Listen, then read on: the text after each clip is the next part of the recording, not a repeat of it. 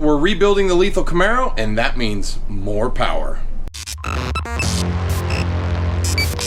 Today's video is brought to you by CamaroCon. If you guys are interested in attending the West Coast's largest gathering of Camaros and Firebirds from all generations, come on out to Las Vegas Motor Speedway October 12th and 13th. Hit up CamaroCon.com and learn more information about this show. Today I want to talk about things that we're doing to the lethal Camaro since we found out about the potential problems.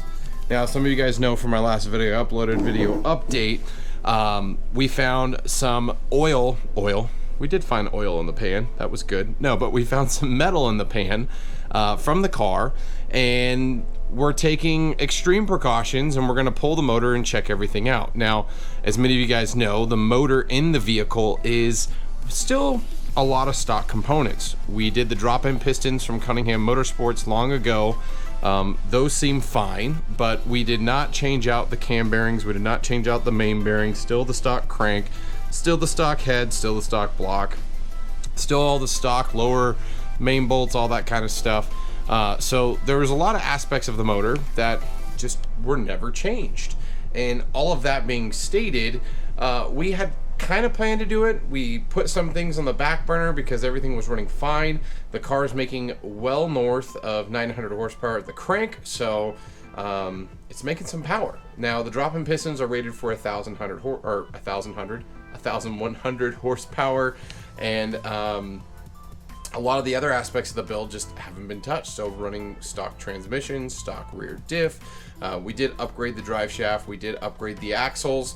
But outside of that, a lot of things are stock. So we're going to take this opportunity to remedy that. So not only are we replacing every single bearing in the motor, so we're basically going to pull the motor out. We're going to replace all the bearings. So main bearings, cam bearings, rod bearings. I don't even know if there's other bearings, but all the other bearings. We're going to replace all of that straight up aftermarket. Things that are going to last a heck of a lot longer than the stock basic 2-layer bearings that GM provides. And now GM is making composite bearings. They don't stand the test of time, especially when you go higher power output. And as I mentioned before in my previous video, this seems to be an issue, especially in the LT4s and LT1s that are going 800 plus real horsepower. So replacing the bearings is the first thing. Now, since we're going to have the motor open and we're going to go through the steps, as you guys know, we did the 15-inch conversion on the back. We have the Whipple supercharger. We did the inner chiller. We swapped the cam out in hopes to fix some of the problems that we saw and all the other stuff. The other thing is we put a converter on way long ago when we still had the ProCharger supercharger instead of the Whipple supercharger. And there's just a lot of things we're running into because of that. So one, we're having huge difficulties launching the car. The car is making so much power, so much torque on the low end, thanks to this Whipple supercharger. We've had tons of issues launching the car. So in this, we are going to pull out the Circle D converter. We're going to replace it with an FTI converter and also a brand new cam. Now this cam is being spec'd, it's a BTR stage 3 cam, and we're speccing it slightly differently in hopes to move some of that low end torque higher up into the power band, so that way we can hopefully launch the car better, at least launch the car under more power. Because seriously, the last couple times we've been dialing this car in is we've had to pull all the throttle out of it to get it to go, and it looks like a potato off the line, and then it picks up after around the 60 foot.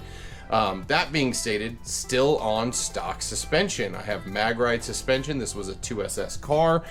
We did put the stock springs back on the car, so it now squats and leaves and the nose comes up. We're actually almost getting daylight under the front tires on a good pull, and I guarantee you if we can launch the car with proper power, it will definitely lift those front tires.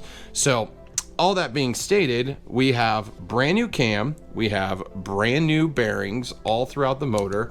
We're doing all new lifters, all new, basically everything. The only thing that we think we're gonna keep, and that may change, is the springs and the valve train. So they don't have that many miles on them. We're gonna hook them up to a gauge when we pull the heads off and see how the compression is, and then decide if we're gonna keep the current one. So the BTR dual spring kit, it's a nice kit out there. A lot of people run it.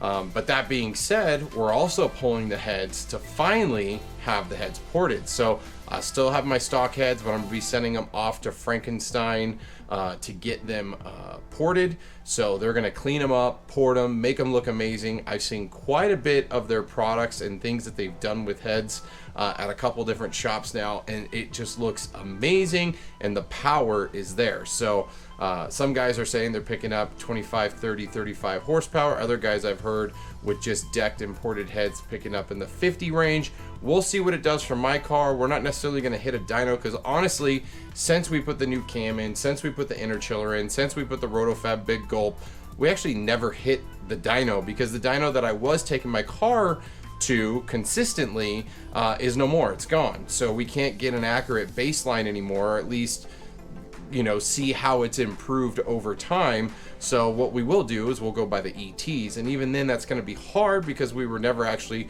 putting down all the power the lethal Camaro could put down in the first place. So so what is that now? We got heads, cam, converter, all new bearings, and then the other side of it is headers. So I'm running Stainless Works 1 7/8 inch headers on the car currently. We're making the power probably going to be well over 900 of the crank. I think we're going to get a lot closer to 1,000. And with that being stated, 2-inch headers coming a long way. If you guys remember way back when we had an issue with the Stainless Works setup, because they're mid pipes, and you see me looking around up here because I'm trying to see. I think I stored them up here. Yeah, so the mid pipes up over here by the spider webs. The mid pipe basically was causing a restriction, which was causing horsepower loss and causing EGTs to skyrocket on the motor. So reached out to Stainless Works, asked them for a mid pipe without their baffling on the inside, and instantly picked up 15-wheel horsepower, and the EGTs dropped. So that's a great thing, right? So in this instance, we're gonna go 2-inch headers with now the ported, or the port job from Frankenstein or Frankenstein ED. We're hoping for some power there. So it will also look better, etc. So heads, cam, converter, bearings, I think that's it. I think that's it for now.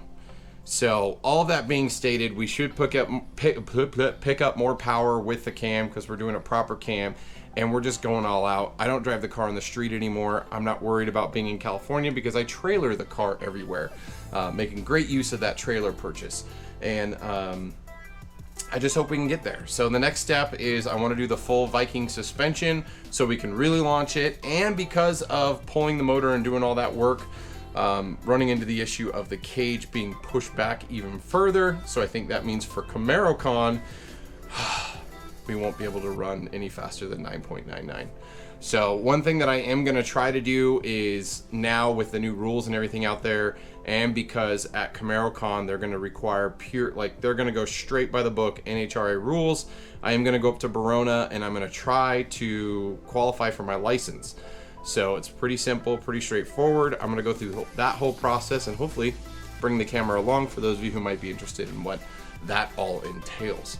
So yeah, so the car's coming along, super excited. I think the other thing is more cosmetic stuff. So you maybe have asked yourself, Matt, why is there a second bumper sitting here? Well, if you guys remember, when CamaroCon actually 2018, I had my hood and I had my bumper repainted along with the lower lip and the wing that I no longer have.